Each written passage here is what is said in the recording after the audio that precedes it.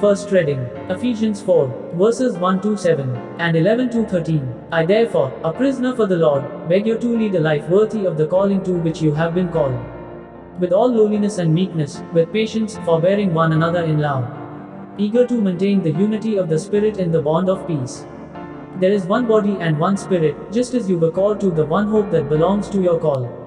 One Lord, one faith, one baptism, one God and Father of us all, who is above all and through all and in all. But grace was given to each of us according to the measure of Christ's gift.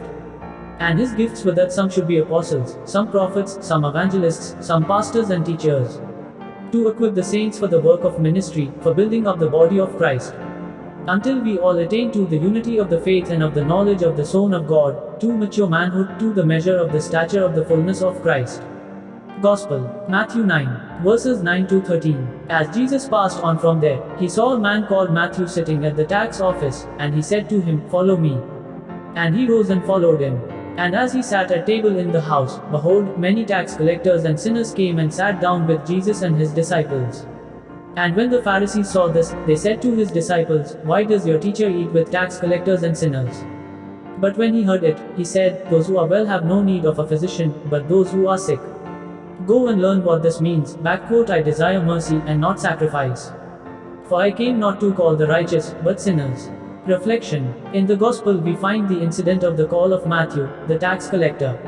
At the invitation of Jesus, Matthew gave up the occupation that brought him a lot of material wealth and prosperity. Jesus inspired, challenged and changed him. He did not stop there. He instantly began his ministry. He made the best use of the opportunity offered to him, by inviting Jesus to dine with him at his home. He wanted his home to be blessed by the presence of the Lord.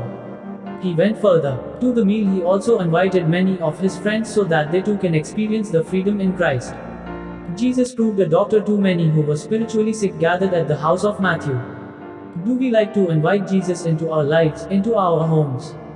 Many of us have a hidden area of our lives, close to God. We do not want Jesus to enter into those areas of our lives.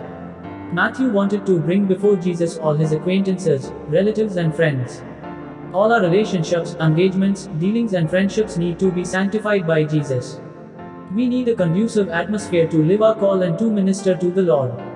Just like Joshua, let us make a commitment to the Lord. As for me and my household, we will serve the Lord.